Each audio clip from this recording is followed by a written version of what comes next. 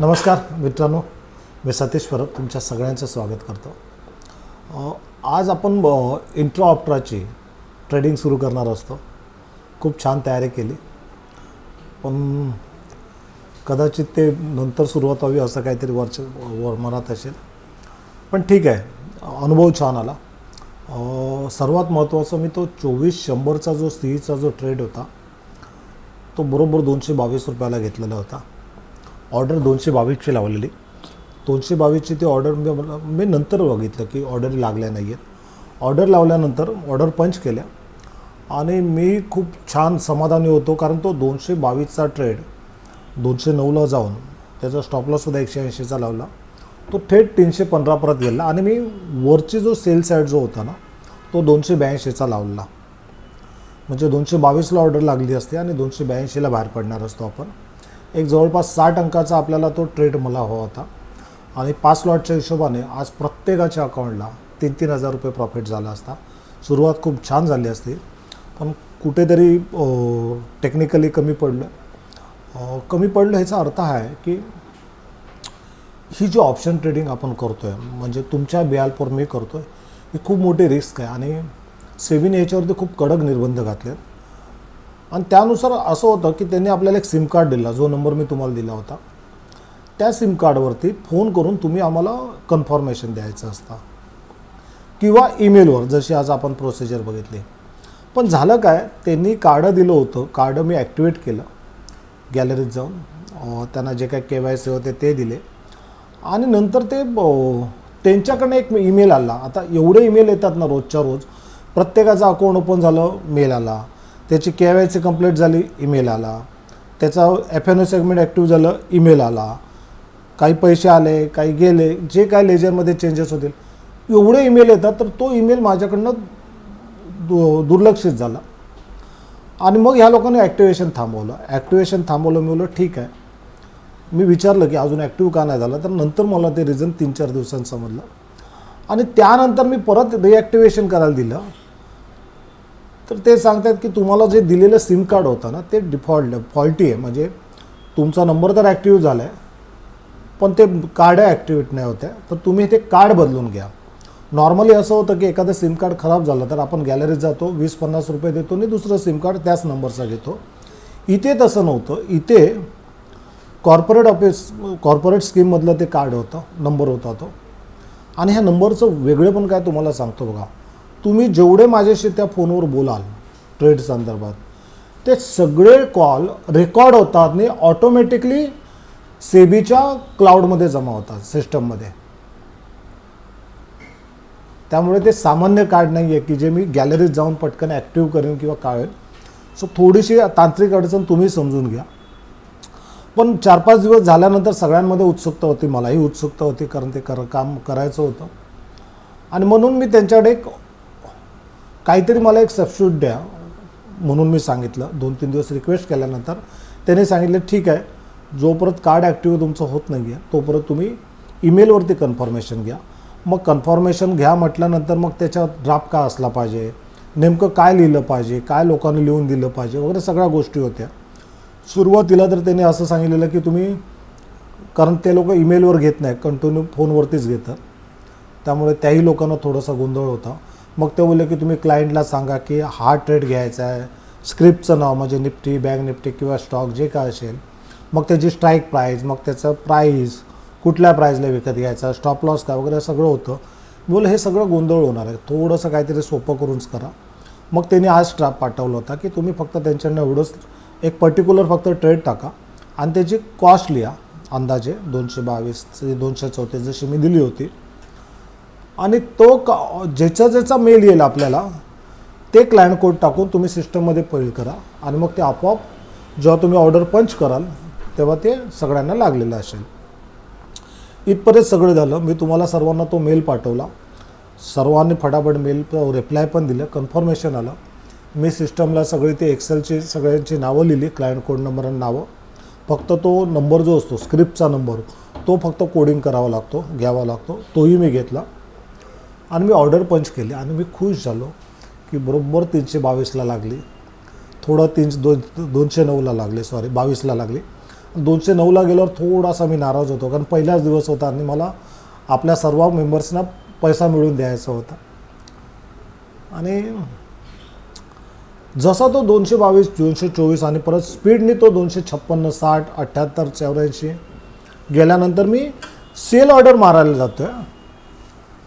मला असं काय होतं आहे, ग्लिच काय येतो आहे, ऑर्डर का लागत नाही. बघतो तर एकाची ऑर्डर लागणार होते. मित्रांनो, खरंच मी निराश झालो होतो. कारण कसं असतं, मी रोज पैसे कमवतो, आपले स्टुडंटही कमवतात, पण आज पहिला दिवस होता आणि आपल्या एका क्लिकवरती प्रत्येकाच्या अकाउंटला जेव्हा 3-3, 4-4 हजार रुपयाचा प्रॉफिट जाणार असताना तो मला आज म्हणजे घेता नाही आला. त्यामुळे खरंच एक्स्ट्रीमली सॉरी. मलाही खूप दुःख झालं. पण एक आहे की काही गोष्टी नव्याने शिकायला भेटतात. की कसं असतं, जेव्हा आपण एखादी नवीन सुरुवात करतो, सुरुवातीला त्याच्यात काय अडचण असतात, कारण आपण ते केलेलं नसतं पहिलं काम. मी माझ्यासाठी बाय सेल करणं सोपं आहे, पण ही खूप मोठी सिस्टम आहे. ह्याच्यामध्ये प्रत्येकाचे क्लायंटचे नंबर, नावं, त्याचा क्लायंट कोड, पुढे स्क्रिप्टची ती जी स्क्रिप्ट तर कोडिंगच केलेली असते, त्याच्यानंतर तुमचे प्राईज असते ती टाकावी लागते. अशा सगळ्या प्रकारे एक एक्सेल शीट बनवल्यानंतर ती एक्सेल शीट इथे एक्सपोर्ट करावी लागते. अशी ती सगळी सिस्टम होती आणि आम्हीही ह्या गोष्टीसाठी नवीन होतो सगळ्या, त्यामुळे कदाचित हे झालं. पण मी आता काय केलं आहे की सोमवारी त्यांचा एक माणूसच इथे स्पेशल. आणि सगळ्यात महत्त्वाची गोष्ट, ज्यावेळेस हा प्रकार झाला तेव्हा मी ऑनलाईन त्यांची मदत घेत होतो. तर ती मग त्यांची सिस्टम झूम मीटिंग करा, मग तुम्ही या, मग तुम्हाला व्हिडिओवर दाखवतो, असा तो सगळा प्रकार होता. मग मी बोललो की नको, बस झालं. आपण सोमवार किंवा मंगळवारी तुम्हाला जेव्हा वेळ भेटेल, पहिला दिवस फक्त तुमचा एक व्यक्ती इथे आम्हाला पाठवा आणि आमच्याकडून ते करून घ्या. कुठे चुकतं आहे, काय चुकतं आहे ते बघा. एकदा सुरुवात झाली ना मित्रांनो, मग आपण थांबत नाही. मग आपण सकाळचेही ट्रेड घेऊ, दुपारचेही ट्रेड घेऊ, संध्याकाळचेही ट्रेड घेऊ, किंवा आपण कमोडिटीमध्ये पण रात्रीचं सुद्धा काम करू. मग ती धमाल असेल. अच्छा, सगळ्यात महत्त्वाची गोष्ट, ऑलरेडी मी नाही म्हणताना जवळजवळ 40 लोकांना घेतलं. आता नवीन लोकांना मी ह्याच्यामध्ये घेणार नाही आहे, ही गोष्ट लक्षात घ्या. ओके. कारण कसं होतं की ठीक आहे ना, आपले जेवढे मेंबर होते, त्यांचे फ्रेंड सर्कल होते, त्या सगळ्यांना घेतलं. पण ही बघितलं तुम्ही, खूप मोठी रिस्क आहे. जसं मी मागे बोललो होतो की एका चुकीला फाईन काय, दुसऱ्या चुकीला फाईन काय. ओके. एवढी रिस्क करून चालण्यापेक्षा पण कुठेतरी एक मजाही वाटते की यार नाही, आपण तर पैसा कमवतो, पण आपल्यासोबत इतरांनाही पैसा त्यांच्या घरात पोहोचवतो. ह्याच्यासारखं समाधान दुसरं कुठलं नव्हतं. आणि तेव्हा खूप लोकांनी मला फोन केले, खूप लोकांनी भरलेले पैसे आम्ही परत केले. पण नंतर आता आम्ही बघितलं ना की एक 38 का 39 लोक झाले. सो आता आपण अजून एक त्याच्यात 10-12च लोक फक्त वाढवणार. 50 जणांचा तो बॅच बनवतो आहे, ते ज्याला आपण वीर 50 बोलू. त्या 50 लोकांसाठीच तो फक्त इंट्रा ऑप्टराचा तो हे असेल, प्रोग्राम असेल. आणि एक लक्षात घ्या, मी कधीच सकाळी 11-12 शिवाय ट्रेनिंग कधीच करणार नाही. त्याचं कारण सांगतो मित्रांनो, आजही तुम्हाला समजलं असेल. मार्केट गॅपअप झालं, खाली आलं, खाली आल्यानंतर त्यांनी एक लो बनवला, मग तो लोन सस्टेन केला आणि मग मार्केट वर गेलं. आणि त्याच्यानंतर आपल्याला लेवल समजते, ॲक्च्युअल बाईंग लेवल, की कुठच्या लेवलला बायर्स ॲक्टिव्हिटी आहे. मित्रांनो, एक लक्षात घ्या, आपले अल्गो ट्रेडिंग जी होते ना, ती अशीच होते. आता माझं स्वतःची 2 अकाउंट्स अल्गोवर आहेत, किंवा इतर आपल्या जवळजवळ 15-20 जणांनी अल्गोमध्ये मागच्या 2 दिवसात सुरुवात केली. तर ह्यांना जर तुम्ही विचारलं तर तुम्हाला समजेल की रोज ट्रेड होत नाही तिथे. त्यांचं लक्ष जे असतं, उद्देश जो असतो ना, तो ट्रेड करण्यावर नसतो, तर केलेल्या ट्रेडमधनं पैसा कसा मिळेल ना, ह्यावर असतो. त्यामुळे भाराभार ट्रेड न घेता मोजके ट्रेड घेतले जातात, ज्याला आपण हाय कन्व्हिक्शन कॉल बोलतो. ठीक आहे. असंही नाही की ते सगळेच सक्सेसफुल होतं, तिथे स्टॉप लॉस हिट होतच असेल. आजही आमचा अल्गोमध्ये झाला स्टॉप लॉस हिट. काल तर ट्रेडच केला नव्हता, कारण साईडवे मार्केट असेल, हाय टॉपवरती मार्केट गेलेलं असेल, 52 वीक्स हायवर असेल. तर अशा रिस्की मार्केटमध्ये पार्टिसिपेट केलं जात नाही.